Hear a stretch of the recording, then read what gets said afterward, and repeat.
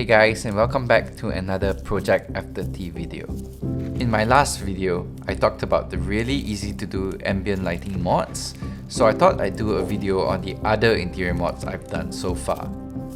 Apart from the M Performance steering wheel, the rest are mods that you can easily DIY and are really cheap to purchase too, so they are perfect lockdown projects. All the links to purchase the mods will be listed in the description of the video. Starting with the M Performance steering wheel. The original steering wheel was okay, but I did not like the leather on it as it was not the smooth Napa leather that you would usually find on steering wheels these days. I'm a big fan of investing in your steering wheel as it's the thing you touch most when driving the car. My initial idea was to go with the M Sport steering wheel that everyone has, but I stumbled upon this M Performance steering wheel which reuses the original airbag.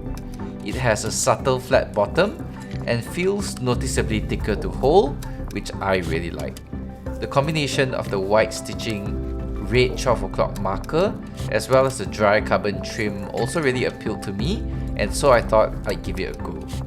I got it installed by my workshop while I had some other work done, and it was pretty straightforward, though you also have to transfer the pedal shifters and buttons across. I love how much better it makes the interior look, and it really feels really nice as well as it's quite a bit thicker than the original steering wheel. I must say that I am a big fan of Alcantara, but after driving with it for a while, it is harder to maintain on the daily driver, especially with the amount of sanitizer we use these days. I've already cleaned it once through with Sonex Alcantara cleaner, which helps, but maybe one day I'll get it rewrapped in a combination of Napa leather and Alcantara. These steering wheels pop up used every now and then, and I'd say definitely give it a go if you see one come up. It's also a lot cheaper than buying the M Sport steering wheel, as you will need to buy the airbag for that too if you're coming from a non-M Sport car. The other option is of course to get your original steering wheel rewrapped. You can choose your own materials and color of the stitching, which is really cool.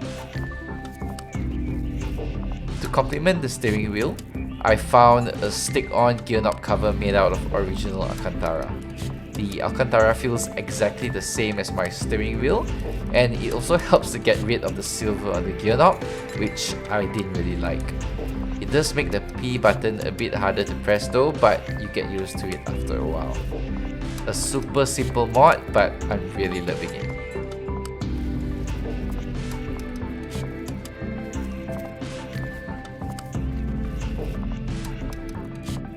I also liked the idea of having a small OBD gauge, as I had the P3 gauge on my Golf GTI in the past, but I wanted something small and subtle, so the Autool X60 seemed to be a great option. It was super cheap, 99 ringgit or about $25 US, so I thought I'd give it a go. It does feel pretty cheap in its build quality, which is not surprising considering the price, but it actually works pretty well. Unfortunately, it doesn't have a boost gauge function, but you can use the manifold absolute pressure and deduct the ambient air pressure to get a rough reading of your boost. I understand that quite a few of these OBD2 gauges are the same. You can change the layout and colors of the gauge, and it also does the usual stuff like read and clear error codes, shift likes, speed, and temps. The installation was pretty much plugging one end of the cable into the OBD2 port and the other end into the gauge, so it's really easy. I decided to mount it on the driver aircon vent with a magnetic phone holder by routing the cables through the aircon vent. This is pretty easy to do. You can pop the vent right off and pop it back when you are done. One thing that annoyed me at the start is that it does beep quite a lot when starting or turning off the car, but you get used to it quite quickly. I also did the M Performance Replica pedals, as they were really cheap compared to the originals, so I thought I'd give it a go. It looks so much better than the original rubber covers, and installation was really easy too. You just need to remove the original rubber cover on the brake pedal.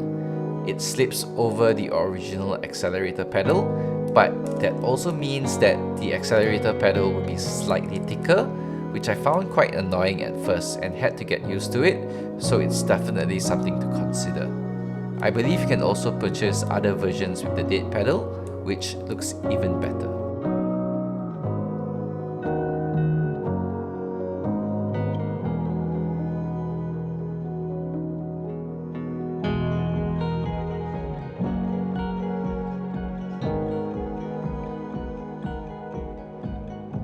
So this is an extremely popular mod due to how simple it is to do and how much difference it makes. It's definitely one of my favorite mods as the old button was looking really worn, so it made a huge difference. It feels great to the touch too, and there are also different colors available. It's also super cheap, so a good one to start with. As you can see, I also bought a phone holder that uses a CD player slot, which actually works really well in this car.